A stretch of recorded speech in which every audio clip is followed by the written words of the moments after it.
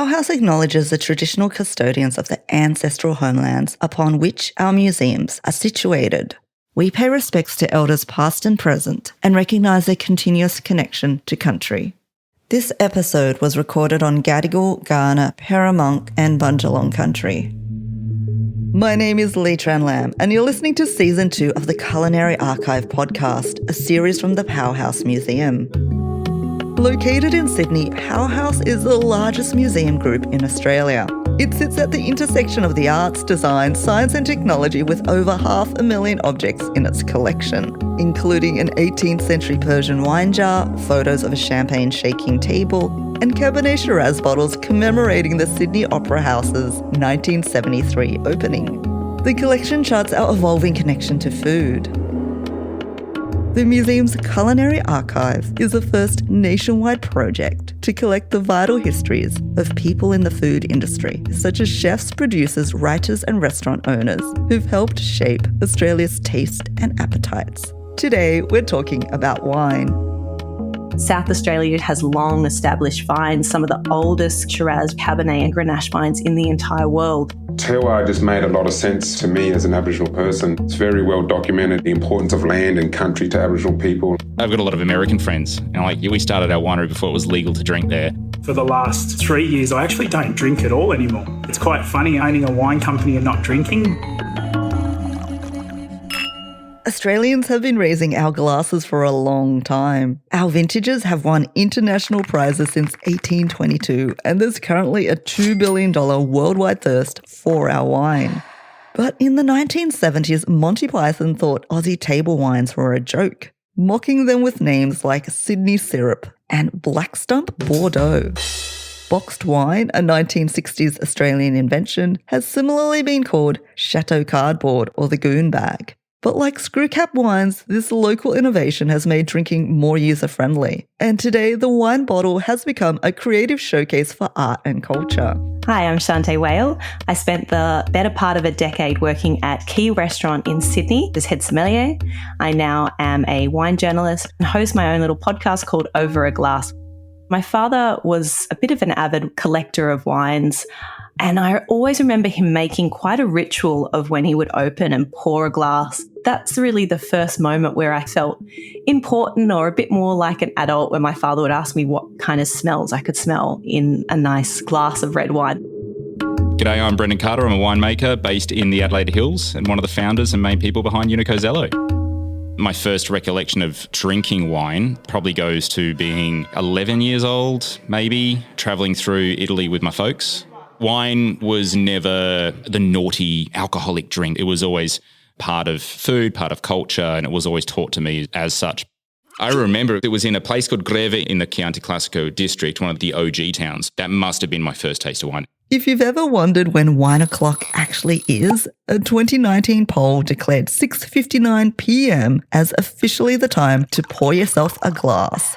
We've helped ourselves to this drink for millennia. 8,000-year-old wine jars were discovered in Georgia in 2017. This country has one of the oldest winemaking cultures in the world, and that ancient tradition of fermenting grapes in earthenware vessels called quaveries continues right to this day. The Powerhouse collection has a ritual bronze wine vessel from China's Song dynasty that's 2,000 to 3,000 years old. In the Song era, both royalty and poorer members of society would be sent to the afterlife with their favourite wine jars. I am fascinated by how we can track the distillation and fermentation of beverages throughout civilization. It never ceases to amaze me that I can learn so much about what life was like through the lens of a bottle of wine or an earthenware jar. It just goes to show that it's an integral part of civilization, whether it be medicinal or for drinking pleasure. Shante wonders, did the ancient Egyptians also develop booze goggles like we do today? Did they seem more attractive when they had a drink, or were they just doing it to relax? It just makes you ponder. It really kind of transports you into ancient times. In ancient Egypt, winemaking was shown on tombs and the drink was a luxury, with some soldiers scoring wine bonuses. In 2023, 5,000-year-old wine jars were found west of the Nile River, with grape seeds still preserved inside. The sealed drink would be somewhat different to what's at your local bottle shop, where you'll probably find French Burgundy and German Riesling. The fact that wine has such a long-reaching history, and also the fact that it also has a reaching history beyond Europe, that's one thing I think a lot of people do entirely miss, is that it's not just a European beverage. Wines are sometimes called Old World or New World, with European drops from France, Spain and Germany known as Old World wines, while Chinese wines are called New World, which is strange, as the oldest wine on the planet originated from the country's Hainan province 9,000 years ago. We're considered New World in wine terms, which some people find misleading, as Aboriginal Australians have been traditional custodians of the land for at least 65,000 years. Technically, Australia is the old world. And again, it makes it enormously difficult to communicate when we talk about Australia as a new world, because it's genuinely not. Oldest continuous living culture and oldest soil, oldest flora. In Australia, the winemakers say, most years are vintage years because the regular sunshine ensures a high sugar content and so a fine wine. My name's Gary Green. I'm a proud Kamilaroi Gidabal man from northern New South Wales. I'm the founder of Mount Yengo Wines. As a teenager, probably 16 years old, I remember my parents, they gave me a little sip of their wine and I thought it was absolutely horrible, and why would anyone want to actually drink this? It was probably my late 20s that I actually started to drink wine and became a bit of a wine connoisseur.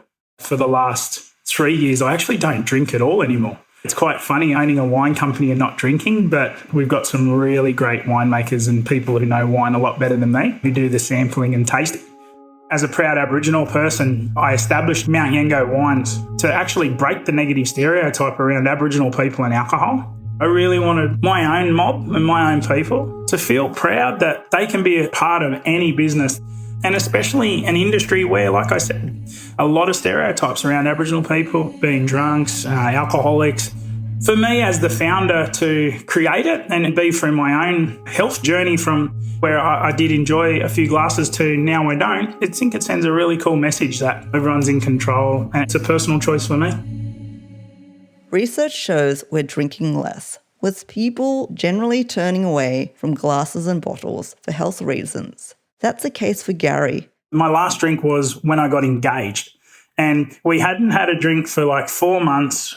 We popped a bottle of champagne and we both had, I think, maybe 3 glasses each.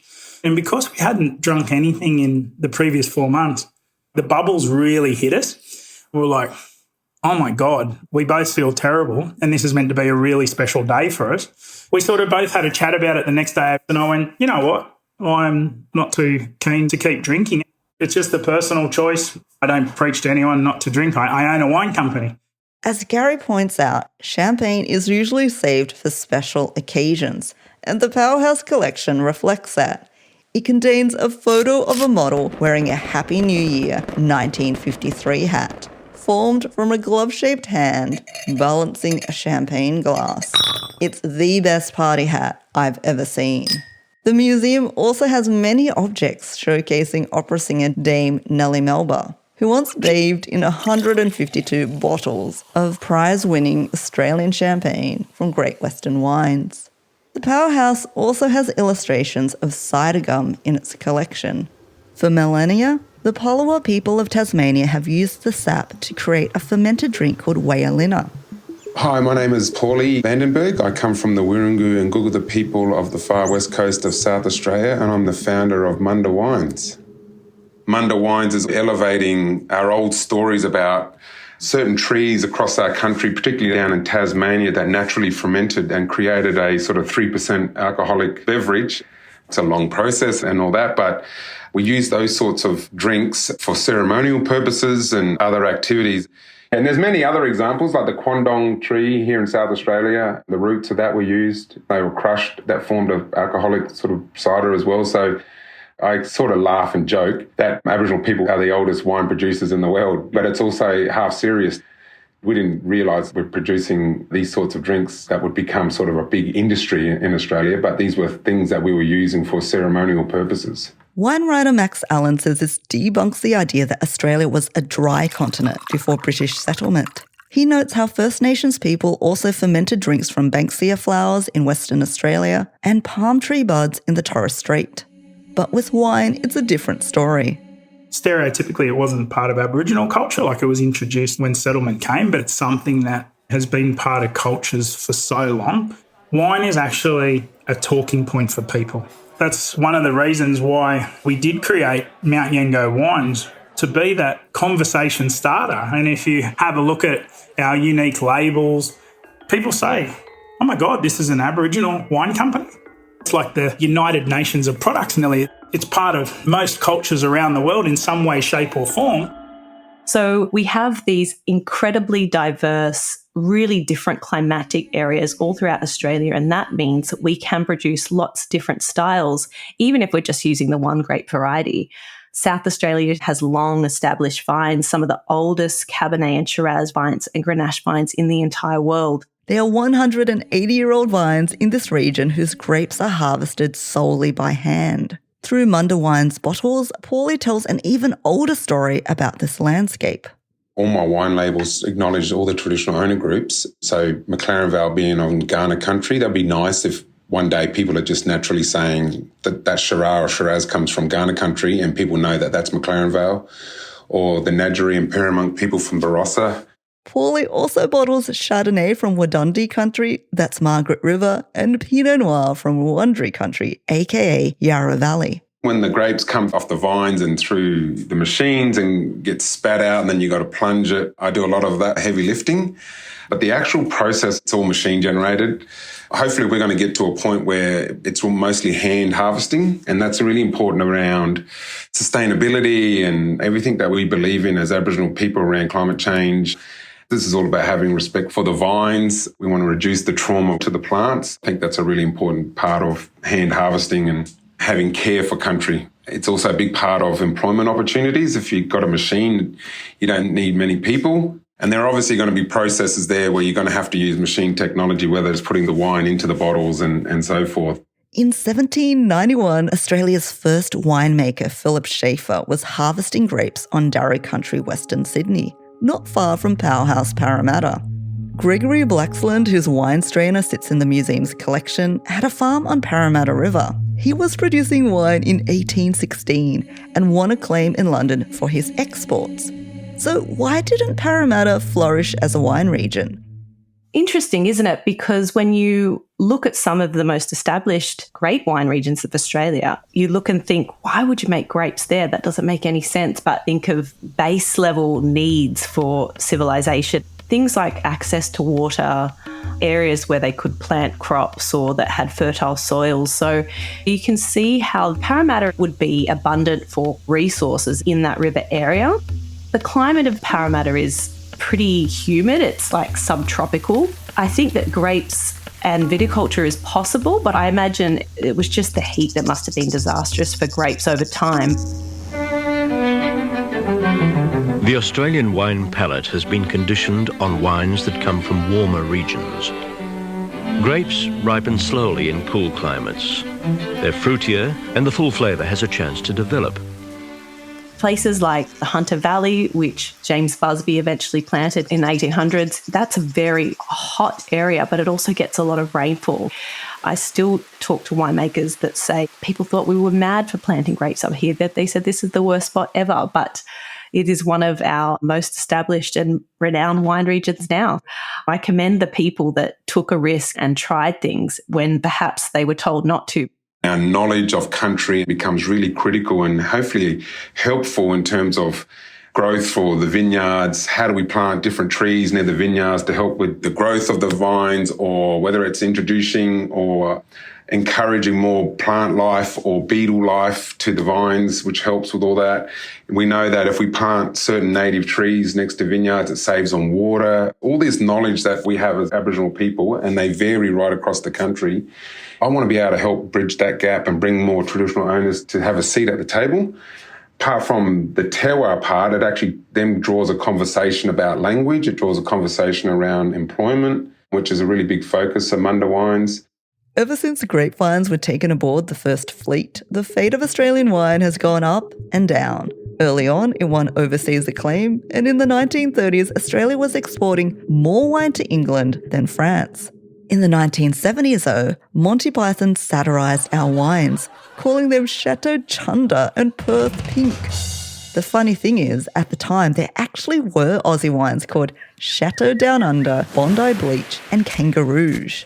It was when economic growth started to get better in Australia and the world that we saw a bit of change in Australian wine, and that's where the fruit-driven sunshine in a glass table wines became very important. Just give me the taste of summer. You're sipping gin just ain't your thing. So give me the taste of summer wine. Summer wine. But then we also have those things like Chateau Chunder, which just cracks me up. The reputation of Australian wine has changed significantly over time. We were some of the first to embrace natural wines. We are leaps and bounds ahead. We were also innovative with boxed wine, also known as cask wine, Chateau Cardboard, Cardboardeau, Vino Collapso, or the Goon bag. We've seen a bag-in-a-box wine become popular, go out of style, and also make an eco-conscious comeback. Oh, love it. It is such a part of our Australian wine culture and something that I'm so thrilled to see. The good old Goon bag is absolutely topical at the moment, and it should be part of the celebration of Australian wine.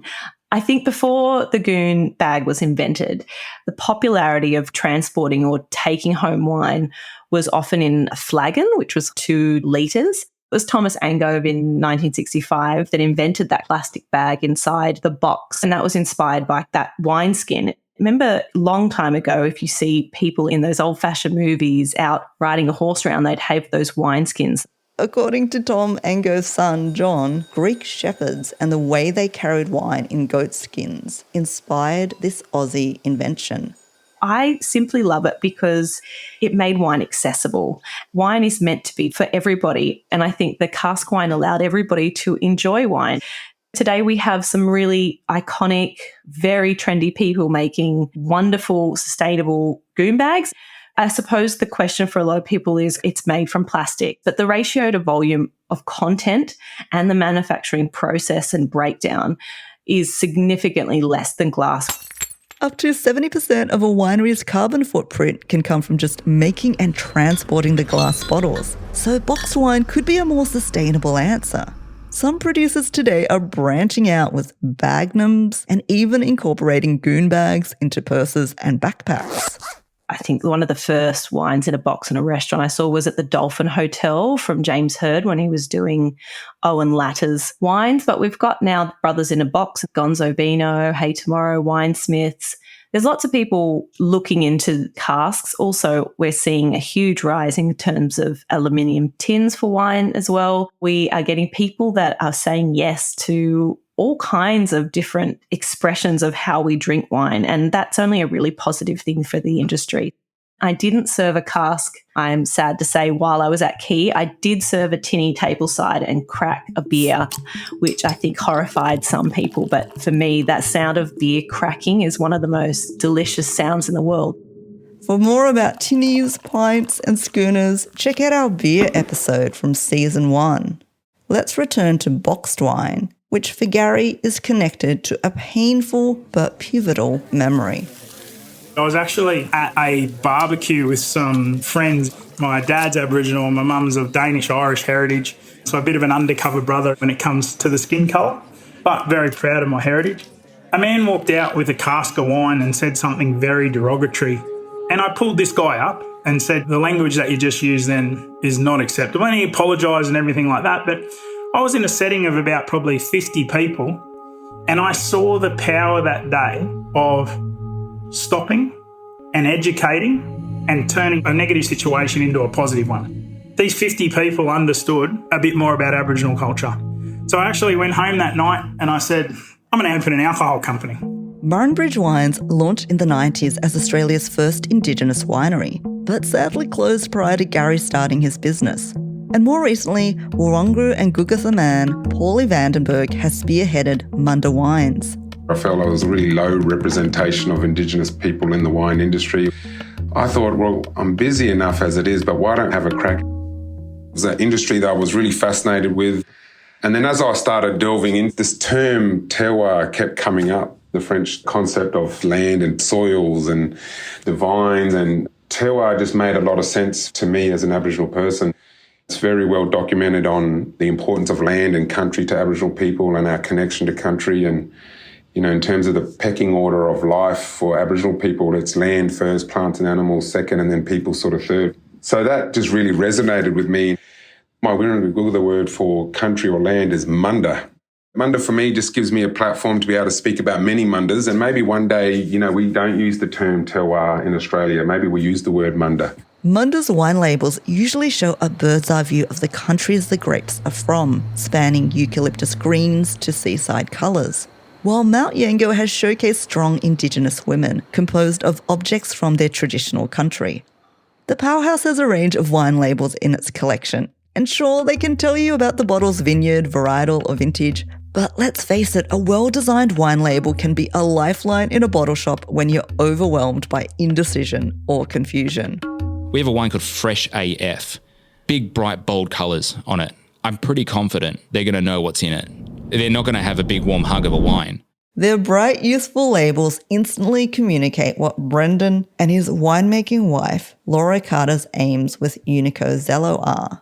They began their winemaking careers with bottles that had a uni student-friendly price tag because they were uni students themselves. I was 22, I think, or 21. Laura's about 20. I've got a lot of American friends. And we started our winery before it was legal to drink there. Climate change also shaped Unico Zello's direction. Instead of selling market-friendly Shiraz, they wanted something more suited to their hot, dry home in South Australia's Riverland region, where they fought bushfires on their doorstep. They looked for grapes that suit dry farming, something that was more prevalent centuries ago, before the existence of modern irrigation. They found Fiano. It originates in Campania, specifically around the area of Avellino. It was referenced by the Romans way, way, way back. And so it was largely sort of lost and forgotten. And it was only really after World War II where an individual, Mr. Mastro Berardino in Italy, decided to revive a lot of these native Italian grape varieties as a way to rally culture, rally people. Fiano can grow in South Australian climates without all of the additions to either the soil to get it to work or water or to the vine. Nera d'Avola is another extreme. This is a Sicilian grape variety, actually from the southern part of Sicily as well. It's like a cacti.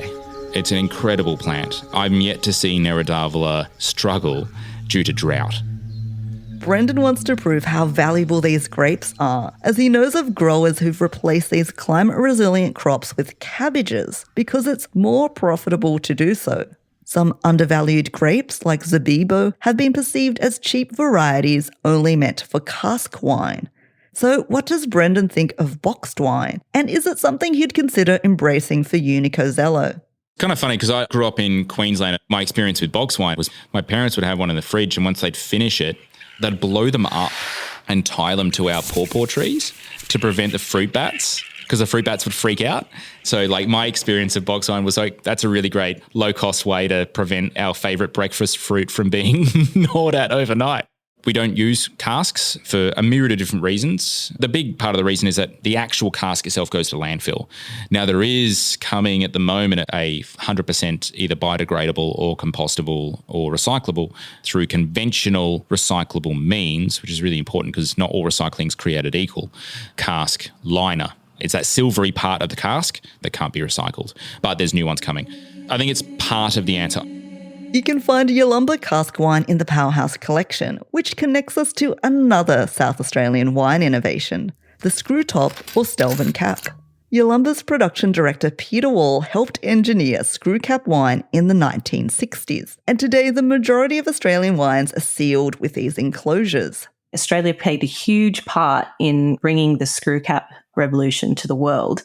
There are still producers in France and in Germany that refuse to accept it, which is fine. But we do see, unfortunately, a lot of wines under cork these days where we're still seeing cork taint.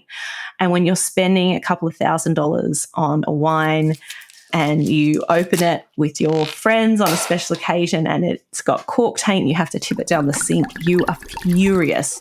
Not everyone is sold on screw caps, though. The cork is great and it's simpler. The screw cap, that's also very, very good. It is still lined with petrochemical plastic underneath it.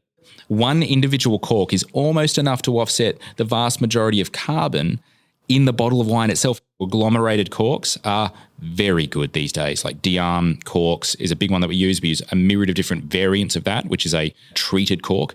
They're very efficient. They actually have fixed a lot of the issues with corks. Fine table wines are not meant for quaffing. Their true purpose is to accompany fine foods and to complement delicate flavours through the course of a meal. It seems silly to skimp on the wine when you take a lot of time and trouble to prepare a fine meal or spend a lot of money buying one. From egg-shaped flasks to fancy crystal glasses, the Powerhouse collection includes many ways to serve wine. For anyone who's nervous about pouring their Burgundy or Champagne into the wrong thing, does the kind of glassware you use really matter? It can have a massive impact on how you drink them, but in saying that, so can your mood and so can the music you're listening to, and whether you're standing in the sun or the shade or you're wearing an itchy jumper. I'd like to use Riedel glassware. I think they do an amazing job of varietal-specific glassware. But in saying that, I'm quite happy to drink out of a mason jar if I'm having a picnic, or a sake cup. I'm probably get in trouble a little bit from my husband for all the different vessels of glassware and earthenware that I have. I definitely think a good red should breathe to allow it to, I guess, reach its full potential. I think it comes down to the people that you're with, the environment that you're with. I think if you're at an amazing event and the event knocked it out of the park and you had all these memories, I don't think you'd be telling people, gee whiz, I think we drank out of the wrong glass.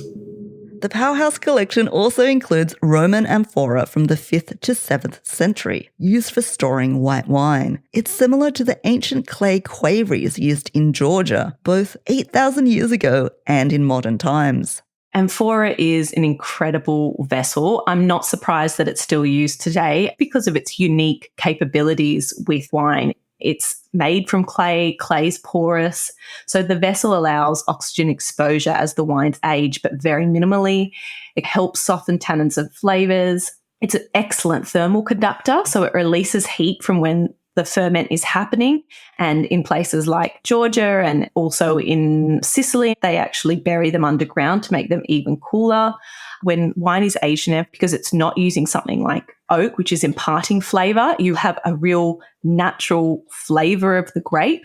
So it's a wonderful vessel for experimentation and also for producing really beautiful, pure wines. I'm a huge fan. How long do you want to leave the wine sitting in the barrels? We use sort of American oak, French oak as the wood. We've got aspirations as well to see if there's an oak or a tree here in Australia that we could use as part of the barreling process, and it might actually bring a different flavour to the wine itself. A Persian wine beaker in the Powerhouse collection is engraved with the words of 14th century poet Hafez, who was known for celebrating Shiraz wine. It's funny that we generally think of old world wines as being from Europe, when Iran literally has a place called Shiraz, as well as 7,000-year-old wine jars found in the country's mountains. But a lot has changed since then. While working at Sydney restaurant Sixpenny, sommelier Bridget Rafal inspired others to showcase gender equality on their wine lists. And in bars and restaurants today, you can order much more than wine, from Green Ant Gin by Larrakia man Daniel Motlop to Korean makgeolli, a lightly sparkling rice wine that looks like milk. I think that's the beauty of this industry. There are many opportunities I feel we could just experiment, whether it's with our own native trees, native ingredients into our wines potentially. But I don't know if many people realise that alcohol was a form of payment from non-Aboriginal people to Aboriginal people for work. And that's how the alcohol got into our communities. And I think it's an important story to tell. I have family members that want to support Munda wines, but have asked if I would produce a non-alcoholic wine. I'm really, really excited for some of the things that we're starting to look into. Its makers claim that for bouquet and character it can hold its own in any company, but it is non-alcoholic. It reads on the label here, for all who wish to abstain from alcohol, it offers the enjoyment of wine without its intoxicating after effects. Of course, whether or not it turns out to be popular in a big way with Australian drinkers remains to be seen. Personally, I think it's rather nice.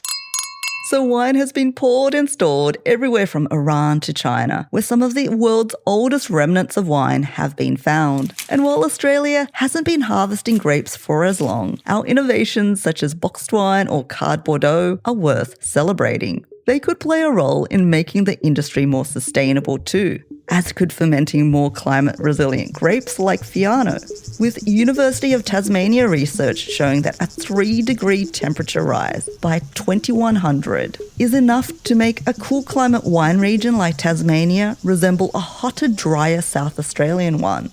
This kind of future-forward thinking is worth toasting, whether you drink from an egg-shaped flask, crystal glass, mason jar, or Happy New Year hat. We see such a range of Shiraz in Australia. When it's in a cooler climate, it tends to have some really lovely nuances of kind of pepper and caraway seed. Then in the slightly riper, warmer areas, you're going to see a little bit more red fruit, kind of tones of dark chocolate and tonka bean. I love that I'm able to kind of pick and choose depending on what I feel like. Do you have one bottle of wine that changed your life, that set you on path? Probably a bottle of 1990 Le Grand Dame, which is a Veuve Clicquot wine, their sort of top cuvee. Sheerly the fact that I was drinking a wine from my birth year, I was like, you could drink wine this old? This is wild. This episode was inspired by items from the Powerhouse collection, such as Angove boxed wine, a champagne toasting hat, and a Chinese bronze wine vessel that's over 2,000 years old. Find a link to these objects in the show notes.